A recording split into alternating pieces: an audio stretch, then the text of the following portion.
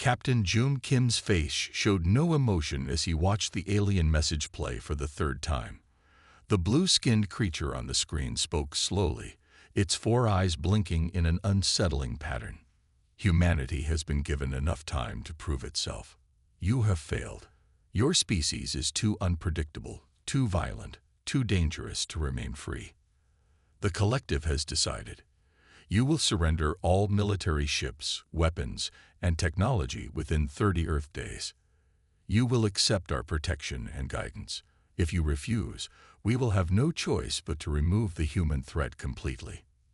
June stood on the bridge of the Earth ship Peacekeeper*, his hands clasped behind his back. The ship was quiet except for the soft beeps of computers. 20 crew members sat at their stations, waiting for him to speak.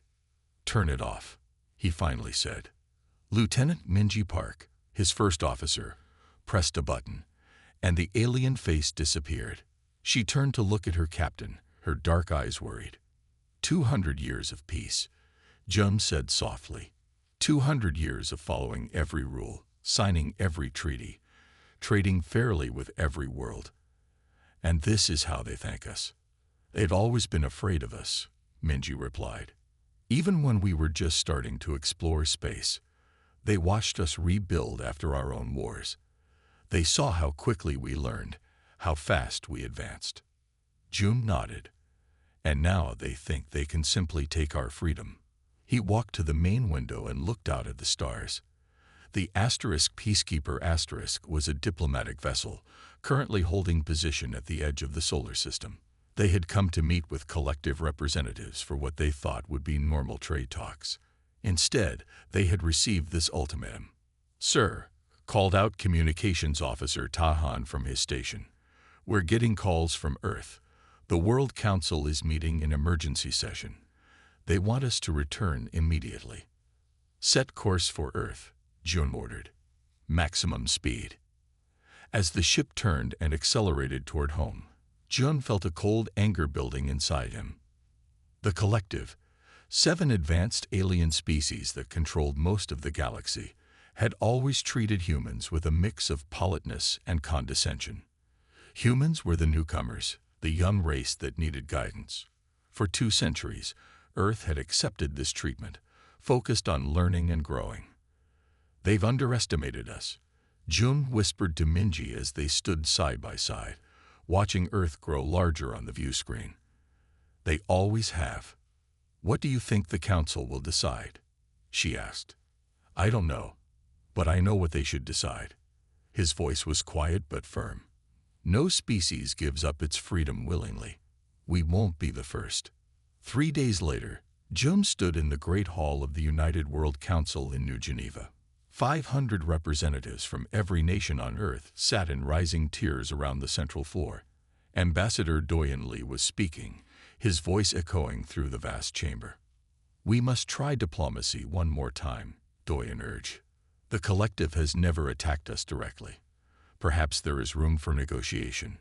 "Negotiation." General Subin Kang stood up, her military uniform sharp against the sea of civilian clothes. "They demand our surrender. What is there to negotiate?" Professor Hyuk Choi, Earth's leading expert on alien biology, stepped to the center of the floor. "The collective species are all naturally cautious," he explained. "Their evolution rewarded careful planning, risk avoidance. Humans evolved differently. We take chances. We innovate quickly. This frightens them." "Fear is no excuse for threatening genocide," Subin replied. Jun watched the debate continue for hours. Finally, President Wei asked for silence. "Captain Kim," she said, "you received this message directly. What is your assessment?" All eyes turned to Jun. He stepped forward, feeling the weight of the moment. "Madam President, members of the Council, the collective has shown their true face today. They do not want partners. They want subjects. They have underestimated humanity before." He paused, looking around the room. "It's time to show them their mistake." The World Council debate lasted 3 full days. June stayed for every minute, watching as Earth's leaders argued about humanity's future. Some wanted to give in to the collective's demands. Others called for immediate war. Most fell somewhere in between, uncertain and afraid. On the third day, Professor Hyuk Choi presented new information. The old man walked slowly to the center of the chamber, carrying a small data device. His hand shook slightly as he connected it to the main display system. "I have studied the collective species for 40 years, Huck said. "What you see here has never been shared publicly." The large screen lit up with images of the 7 alien species that made up the collective. Each looked very different from humans and from each other. Some had multiple limbs, others had strange skin colors, and one species seemed to float rather than walk. Despite their physical differences, these species share one important trait, Huck continued. Their home planets all had few natural disasters and stable environments. They evolved to avoid risk. Unnecessary change frightens them. He pressed a button, and the screen showed Earth's violent history: volcanoes, earthquakes, floods, and storms. Humans evolved on a dangerous, unpredictable world. We learned to adapt quickly, to take risks, to change. The collective fears this about us. They watch how fast we solve problems. They see our willingness to try new things, and it terrifies them. The room was silent when Huck finished. Then Ambassador Doyen Lee stood up. "If fear drives their actions, then surely we can reason with them," Doyen said. "We can show them we are not a threat. We can negotiate limited military reduction instead of full surrender." General Subin Kang shook her head. "You still don't understand. They've been planning this for years. While we thought we were building peace, they were studying our weaknesses." Subin walked to the center of the room, her steps firm and confident. She was a small woman, but her presence filled the chamber. 2 months ago, our deep space sensors detected unusual collective fleet movements, she said. "We thought it was normal military exercises. Now I believe they were preparing for war." A murmur ran through the council. President Wei raised her hand for silence. "What are you suggesting, General?" she asked. "I am suggesting, Madam President, that the collective never planned to give us 30 days. The ultimatum is a distraction. They will attack soon, perhaps within days. They expect us to be arguing while they prepare." Captain Jun watched the faces of the council members. He saw shock, disbelief, and growing anger. "If what General Kang says is true," said a representative from Africa, "then we have no choice but to fight." "But how?" asked another. "The collective has more ships, more advanced weapons. We cannot win a direct war." Subin smiled for the first time. "That is what they believe. That is what we have allowed them to believe." She pressed a button on her wrist device. The main screen changed to show what looked like technical plans for advanced weapons and ships. "Project Thunderstorm," she said simply. "Our insurance policy. For 200 years, we have shown the collective only what we wanted them to see. We traded openly for some technologies, but our best innovations we kept hidden." Gasps filled the room. Even Jun was surprised. He had heard rumors of secret military projects, but nothing like this. "You hid this from our own people?" Doyen asked, his voice angry. "We hid it from everyone," Subin replied calmly. "Because the day might come when humanity's survival depended on having an advantage our enemies didn't know about." She looked around the room. "That day has come." President Wei stood up. She was a tall, thin woman with gray hair and a face that showed both wisdom and weariness. "The council will vote now," she said. "Will humanity surrender to the collective, or will we fight?" The vote took less than 5 minutes. The result was clear. Earth would not surrender. "Captain Kim," President Wei said, turning to Jun, "return to your ship. Inform the collective that we need more time to consider their demands. Meanwhile, General Kang will activate Project Thunderstorm." Jun nodded, his face serious. "Yes, Madam President." As he left the council chamber, Jun knew that everything was about to change. Peace was ending. War was coming, and humanity would either win its freedom or lose everything. Commander Tae Yin Yoon had been awake for 20 hours straight when the alarm sounded. He was in the small command room of the Aegis Asterisk, a ship that officially did not exist. The Aegis Asterisk looked like a normal cargo vessel from the outside, but inside it was a state-of-the-art stealth carrier, hidden in the shadows of Saturn's rings. "Sir, we have multiple ships entering the solar system," reported Officer Hannah Jin. Her fingers moved quickly over the control panel. 7 large vessels, collective design. They're not responding to hails from Earth defense. Taehyun was instantly alert. "Show me." The screen lit up with a tactical display. Red dots represented the collective ships, moving in a tight formation toward Earth. "They didn't even wait 10 days, let alone 30, Taehyun said quietly. General Kang was right. He pressed a button on his chair. "All personnel to battle stations.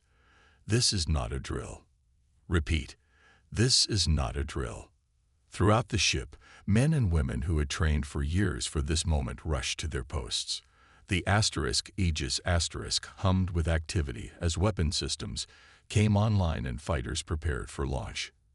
"Send the alert to all hidden units," Taehyun ordered. "Authentication code Phoenix Rising." Officer Hannah nodded and sent the message. Across the solar system, in places the collective never thought to look, human ships and weapons platforms received the signal and began to power up. On Earth, General Subin Kang stood in the underground command center beneath the Himalayan mountains. Screens around her showed the approaching collective fleet. "They're targeting our orbital defense stations," reported a young officer. "Standard pattern for a first strike. They want to blind us before the main attack." Subin nodded. The collective was following their expected playbook. They believed they knew all of Earth's defenses. They thought this would be an easy victory. "Let them get a little closer," she said calmly. "Let them think their plan is working." In space, the 7 collective ships launched their first weapons. Energy beams struck Earth's visible defense satellites, destroying them one by one. The collective commander likely felt satisfaction as the human defenses fell so easily. Then everything changed. "Execute Operation Checkmate," Taehyun ordered from aboard the Aegis Asterisk. Across the solar system, hidden doors opened in asteroids. What looked like abandoned mining stations suddenly transformed. From Mars' orbit, from Jupiter's moons, from the Kuiper Belt, human ships appeared where none should have been. The quantum fighters were smaller than any combat vessel the collective had ever seen, but faster and more maneuverable. 100 of them shot toward the collective ships, moving in perfect formation. On the lead collective ship, alarms would be sounding as their sensors detected the new threats. They had expected to find Earth defended by a small visible fleet. Instead, they found themselves surrounded. "First wave, disable their engines," Taehyun commanded. "Second wave, target their weapons. No killing shots unless absolutely necessary." The quantum fighters struck with surprising speed. Their weapons were like nothing the collective had seen before, cutting through advanced shields as if they weren't there. 2 collective ships lost engine power and began to drift. Another 3 found their weapon systems suddenly offline. The remaining 2 tried to retreat, but the quantum fighters were too fast. "Sir, we're receiving a transmission from the collective fleet," Hannah said. They're asking to surrender." Taehyun raised an eyebrow. That was faster than expected. He paused, then nodded. "Accept their surrender. Inform Earth Defense we have prisoners to transfer." On Earth, General Subin watched the battle end almost as quickly as it had begun. Her face showed no emotion, but inside she felt a deep satisfaction. "Send a message to the Collective Council," she told her communications officer. "Tell them their attack has failed. Tell them now they will see what happens when humanity is backed into a corner." Captain Sun Woo-nam was eating dinner when the message arrived. The small dining room of the Dreadnought Retribution was quiet that evening, with only a few officers present. Sun Woo had just taken a bite of synthetic beef when her wrist communicator flashed red. She looked down and saw the words she had trained for, but never expected to see. "Phoenix Rising." Sun Woo put down her fork and stood up. Battle stations, she said calmly. Wake all sleeping crew. Full power to all systems. The other officers jumped to their feet. They knew what those words meant. After years of waiting, hiding, and preparing, it was time to fight. The Retribution was the largest ship humanity had ever built, but no one outside a small group of military leaders knew it existed. For the past 5 years, it had been hiding in the asteroid belt of a star system 30 light-years from Earth. The ship looked like a small moon from a distance, covered with special materials that blocked all scans. Similar ships were hidden throughout nearby star systems. This was humanity's real fleet, the one they had built in secret, while showing the collective only their older, weaker ships. Status report, Sunwoo demanded as she entered the bridge. The large room was coming alive as crew members rushed to their stations. All systems coming online, Captain, reported Officer Jin Muba. Engines at 70% and rising. Weapons at 85%. Communications fully operational. On screen, Sunwoo ordered. The main view screen showed a tactical map of nearby space. Small green dots representing human ships were appearing all over the map as they powered up from hiding. Incoming message from Earth Command, said Communications Officer Yunho-ryu. General Kang is asking to speak with you. Put her through. General Subin Kang's face appeared on the screen. She looked tired but determined. Captain Nam, the collective has attacked Earth directly, Subin said without greeting. We successfully defended, but this is just the beginning. The first phase of Project Thunderstorm is complete. Now we move to Phase 2. Sunwoo nodded. The Retribution is ready, General. All hidden fleet commanders are standing by for orders. Good. Your primary target is the collective shipyard at Proxima Centauri. Their secondary fleets will be launching from there. You must destroy their ability to build new ships. Understood. What about the civilian stations in that system? Evacuate them if possible. We are not fighting to become like them, Captain. Remember that. Yes, General. The screen went dark. Sunwoo turned to her crew, who were watching her with serious faces. Many of them had families on Earth. All of them understood what was at stake. Set course for Proxima Centauri, she ordered. Maximum speed. The massive engines of the Retribution powered up, pushing the giant ship forward. Around it, 50 smaller vessels did the same. The hidden fleet moved as one, leaving their hiding place for the first time. In other star systems, similar fleets were emerging. Ships that had been sleeping for years were now awake and moving toward collective space from multiple directions. On the collective homeworlds, alerts would soon be sounding as their sensors detected the approaching human fleets. Their leaders would be confused, then afraid. They had believed humans were confined mostly to their own solar system, with only a few small colonies and outposts beyond. They had no idea of humanity's true reach. Send a message to all ships, Sunwoo said as the Retribution accelerated to light speed. Tell them this. We tried peace. We honored it for centuries. Remember that when they call us the aggressors. Officer Yunha nodded and sent the message. As the stars streaked by outside, Sunwoo stood on the bridge of her ship, thinking about what was to come. The collective had started this war, but humans would finish it.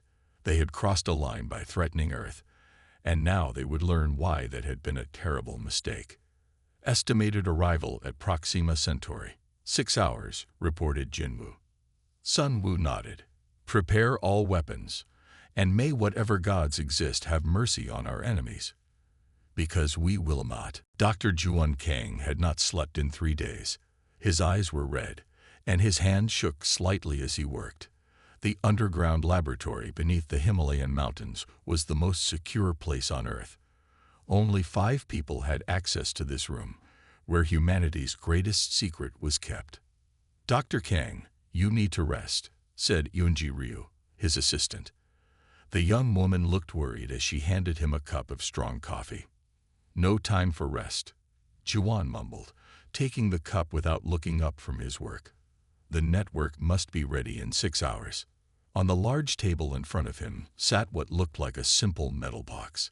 It was small enough to fit in a backpack, with no buttons or screens on its smooth surface. This unimpressive object was the Quantum Disruption Network, or QDN. For 20 years, Juan had worked on this device. The collective thought humans were still struggling with basic quantum technology. They had no idea that Earth scientists had made a breakthrough a decade ago. The QDN was the result. Final system check, Juan said, connecting the box to a computer. Numbers and diagrams flashed across the screen as the computer tested every part of the device. All systems show green, reported Yunji, watching the test results. The network is ready, Doctor. Juan nodded and took a deep breath. Then he opened a secure communication line to General Kang. The device is ready, he said simply. General Subin's face appeared on the screen. Good. Our fleets are in position. The collective has mobilized their main battle groups. They think they're preparing to crush us. They're in for a surprise, Juan said with a small smile. On your command, General. Activate the network. Juan pressed his hand against the metal box. It scanned his palm print, then hummed softly. A small light on top turned from red to green. Network activating in 3, 2, 1. For a moment, nothing seemed to happen. The box continued to hum quietly. Juan and Yunji exchanged glances. Then General Subin smiled from the screen. It's working. Collective communications are failing across all sectors.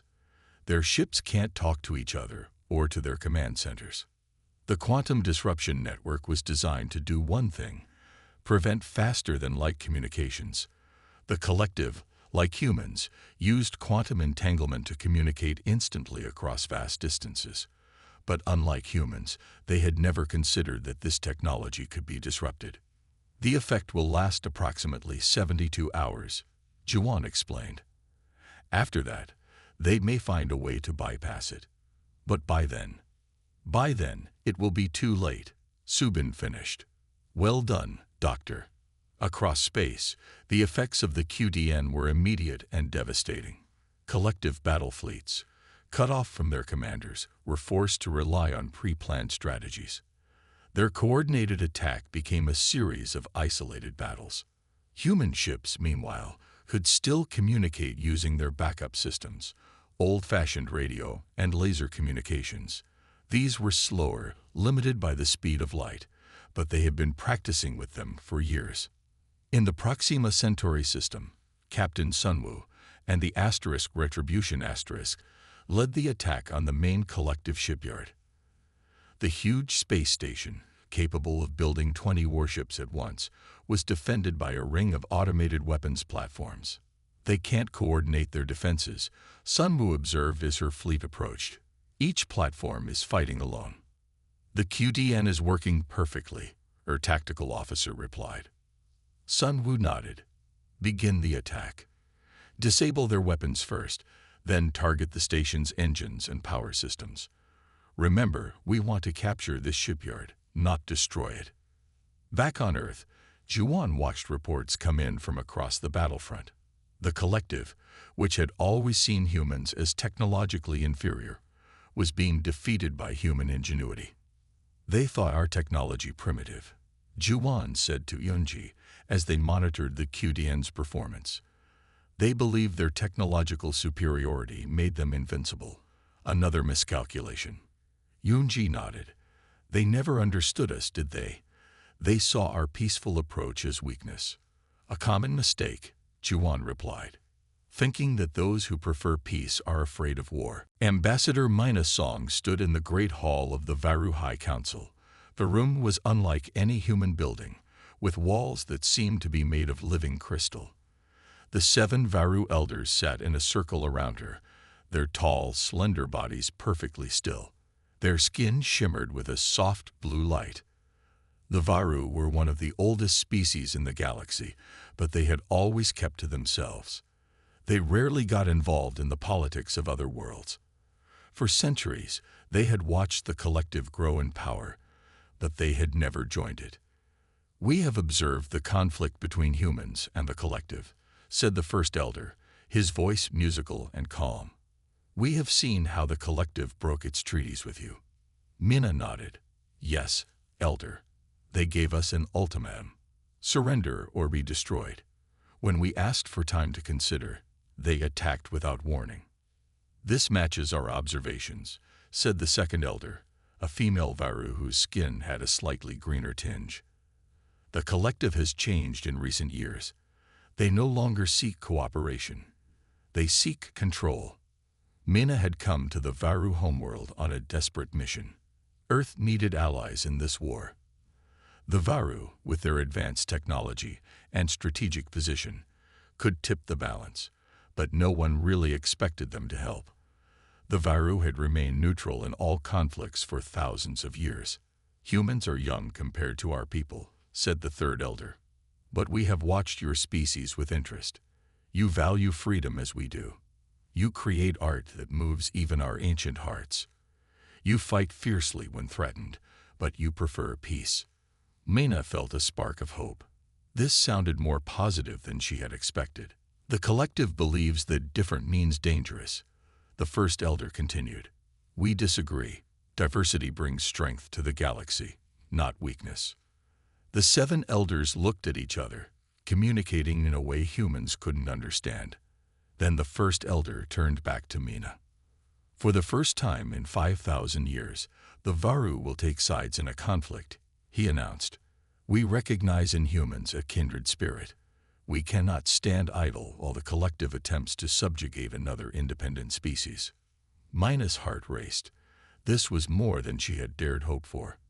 "We offer an alliance with Earth," the first elder said formally. "Our fleets will join yours. Our worlds will provide resources and safe harbors. Our scientists will share technologies that may help end this war quickly." "Thank you, elders," Mina said, bowing deeply. "Earth accepts your alliance with gratitude and respect." As she left the council chamber, Mina could hardly believe what had just happened. The Varu, the mysterious observers who had never involved themselves in galactic politics, were joining the war on humanity's side. She hurried to her ship to send the news to Earth. This changed everything. The Varu had technology that even the collective didn't understand. They had extensive intelligence networks throughout the galaxy. They controlled key resource worlds that could supply the war effort. In her small diplomatic vessel, Mina composed a message to the World Council. She chose her words carefully, knowing that this would be historic. "The Varu have agreed to a full military and economic alliance with Earth," she wrote. "They recognize the collective's actions as unjust and dangerous to all free species. Their fleets are already moving to support our positions. Their intelligence networks are now open to us." She paused, then added a personal note. "This is unprecedented. The Varu have watched galactic politics for thousands of years without intervening.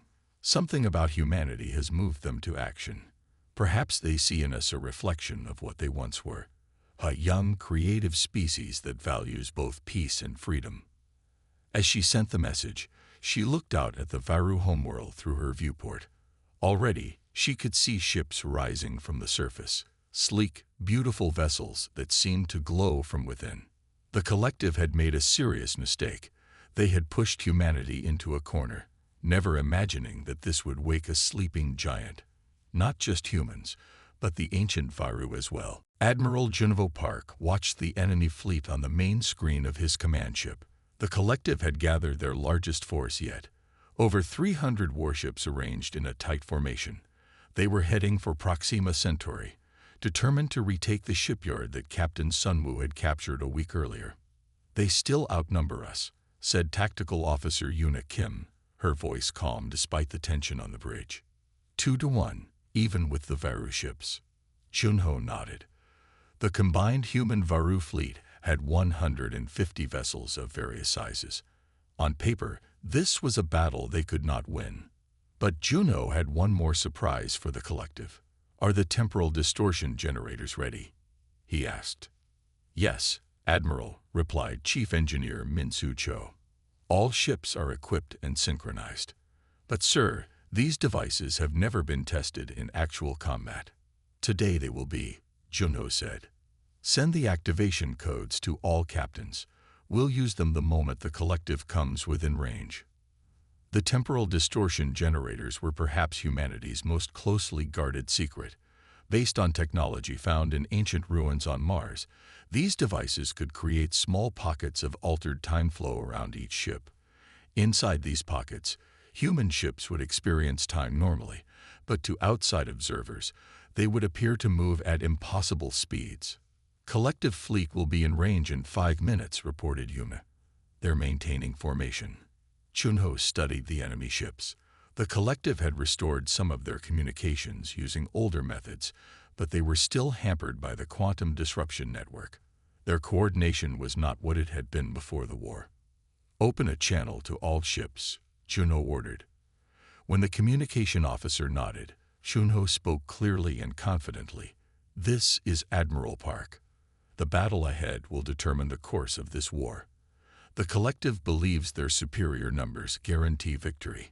Today we will show them that numbers aren't everything. Stand ready. Park out. As the collective fleet approached, tension grew on the bridge. This would be the largest space battle in human history. If they lost, Earth would be vulnerable. Enemy ships entering range, Yuna announced. They're preparing to fire. Activate temporal distortion generators, Junho ordered. All ships, execute Battle Plan Alpha. Throughout the human Varu fleet, the generators powered up. A strange, shimmering field surrounded each ship. Time inside the field remained normal, but outside, time flowed differently. When the human ships began to move, the effect was immediate and dramatic. To the collective, it would appear as if the human vessels had suddenly accelerated to impossible speeds. Human fighters would seem to blink from position to position, firing their weapons before the enemy could react. The first wave of collective ships fired their weapons, but the human ships were no longer where they had been when the collective gunners took aim.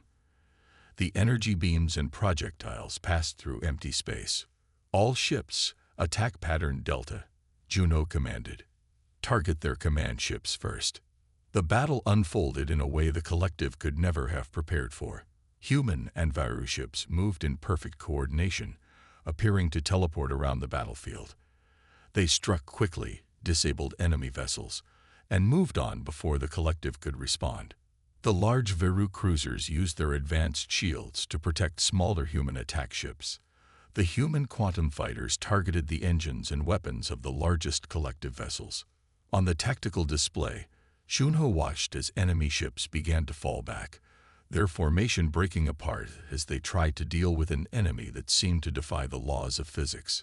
Sir, the collective flagship is signaling, the communications officer reported with surprise. They're requesting to speak with you. Junho raised an eyebrow. Put them through. The screen showed a collective commander, his 4 eyes blinking rapidly in what Junho recognized as a sign of extreme stress. This battle is over, the alien said without greeting. We request terms for surrender. Junho looked around at his bridge crew. They had expected this battle to last for days. Instead, it had been decided in hours. All ships cease fire, he ordered. Inform the collective commander that we accept their surrender. As the firing stopped, Junho allowed himself a small smile. The tide of the war had turned. From this point, the collective would be on the defensive. It worked, Yuna said quietly. The temporal generators actually worked. Numbers aren't everything, Junho replied. Sometimes, the right technology at the right moment is all you need. President Juhu Yoon of Earth straightened his formal jacket as he prepared to enter the meeting room. The neutral space station Harmony had been chosen for the peace talks. It was an old station, built centuries ago by a species that had since disappeared from the galaxy. Are you ready, Mr. President? Asked his aide. Jihu nodded. As ready as anyone can be to decide the fate of multiple civilizations. 3 months had passed since the Battle of Proxima Centauri. In that time, The combined human-Varu forces had pushed deep into collective territory, capturing key worlds and strategic resources. 5 of the 7 collective homeworlds were now surrounded by human and Varu ships.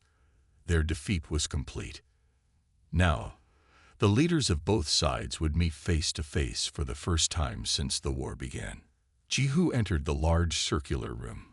On one side sat the Supreme Council of the Collective. 7 aliens, 1 from each member species. They looked tired and defeated. On the other side were the Varu elders, their skin glowing softly in the dim light. The human delegation took seats in the middle. "This meeting will now begin," announced the neutral mediator, a member of a merchant species that had stayed out of the conflict. The head of the Collective Council, a tall being with gray skin and 4 arms, spoke first. "We are prepared to hear Earth's terms," he said, his translator making his voice sound flat and emotionless. "We understand that as the defeated party, we must accept whatever punishment you choose to impose." The alien's eyes moved nervously around the room. The Collective had threatened humanity with extinction. Now they expected the same treatment in return. Jihu stood up slowly. All eyes turned to him. This was the moment that would define humanity's place in the galaxy for generations to come. The Collective began this war with an ultimatum. Jihu said, his voice calm and measured. "You demanded our surrender. You threatened our extinction. When we asked for time, you attacked without warning." He paused, looking at each collective leader in turn. "By any standard, we would be justified in demanding your complete surrender. We could strip your worlds of resources, dismantle your governments, and keep your people under our control." The collective leaders tensed, waiting for the harsh terms they expected. "But that is not why we fought this war," Jihu continued. "We did not fight for revenge or conquest. We fought because you gave us no choice. We fought for our right to exist freely, to determine our own future." He took a deep breath. "Therefore, these are our terms. The Collective, in its current form, will be dissolved.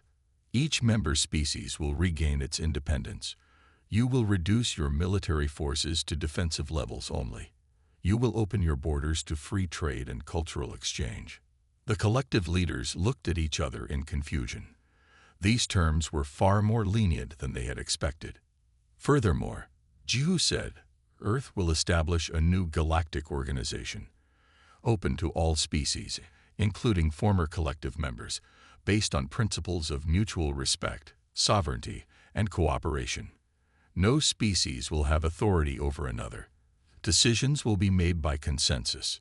You're not demanding reparations?" asked one of the Collective leaders. "No territory, no resources. We don't seek your destruction, but your understanding," Jihu replied. "Humanity crossed your arbitrary line because we refused to surrender our sovereignty. We fought because you gave us no choice. Now we offer what you denied us: the chance for true peace, based on mutual respect rather than dominance." The room was silent for a long moment. Then the head of the Collective Council slowly stood. "We accept these terms," he said, "and we thank you for your mercy." As the formal documents were prepared, Ambassador Doyen Li leaned toward General Subin Kang. "Did we make the right choice?" he whispered. "Some would say we should have been harsher." Subin watched as President Jihu signed the peace agreement. "We fought to prove we weren't the savages they thought us to be," she replied. "What better proof than mercy when vengeance was within our grasp?" 5 years had passed since the war ended. Admiral Jung Kim, his hair now showing streaks of gray, stood on the observation deck of the rebuilt Peacekeeper*. The ship was much larger now, redesigned to serve as both a diplomatic vessel and a symbol of the new galactic order. Below him, Earth shone blue and beautiful. Ships from 20 different species moved in orderly patterns around the planet. Some were trading vessels, others diplomatic shuttles. All of them belonged to members of the new Galactic Confederation. "Admiral, the delegates are beginning to arrive," said a young officer. "Ambassador Park asks if you will join the welcoming committee." June nodded. "Tell her I'll be there shortly." He took one more moment to look at Earth. So much had changed in 5 years. The former collective worlds, now independent, had joined with humanity and the Varu to form the Confederation. Each species maintained its own government and military, but they all agreed to basic principles of cooperation and non-interference. When June reached the main reception hall, Minji Park was already greeting the first delegates. She had been his first officer during the crisis that started the war. Now she was Earth's chief ambassador to the Confederation. June, just in time, Minji called with a smile. The Varu delegation has brought some interesting proposals for the expansion of the cultural exchange program. June shook hands with the tall, shimmering Varu delegates. Next to them stood representatives from 5 former collective species. There was no anger or fear in their eyes now, only professional respect. Today marks the 5th anniversary of the Confederation Charter, Minji said as more delegates arrived.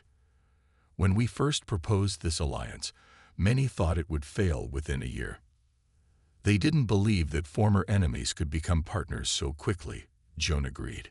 The old collective was built on control, said one of the alien delegates, a former mid-level collective administrator named Zoral.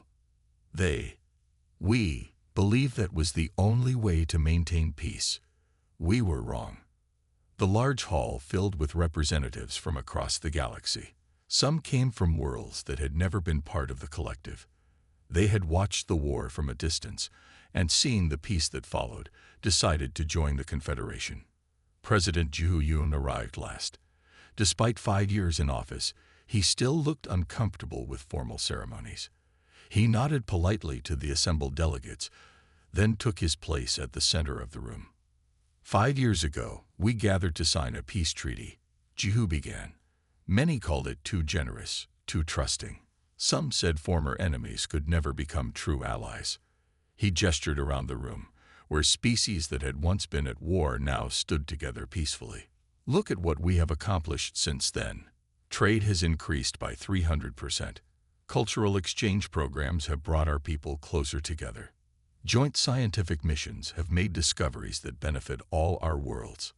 The delegates nodded in agreement. Even the most skeptical had to admit that the Confederation was working better than expected. None of this would have been possible under the old system, Ju continued. The collective demanded uniformity and obedience. The Confederation celebrates diversity and cooperation. After the speeches, Jun found himself standing with Minji near a large window overlooking Earth. We crossed their line, Jun remarked, remembering the day the collective had delivered their ultimatum on the old Peacekeeper. But in doing so, we created a better galaxy for everyone. Peace died screaming, Minji agreed, but what rose from its ashes is stronger than what came before. Below them, ships from 20 worlds moved peacefully in the space around Earth. Some belonged to species that had once been bitter enemies. Now they were partners, working together to build something new. The war had been forced upon humanity. They had fought it with secret weapons and hidden strength. But their greatest victory had come not from their military power, but from their wisdom in victory, offering a hand of friendship instead of a fist of vengeance. Humanity had crossed the line, and the galaxy would never be the same.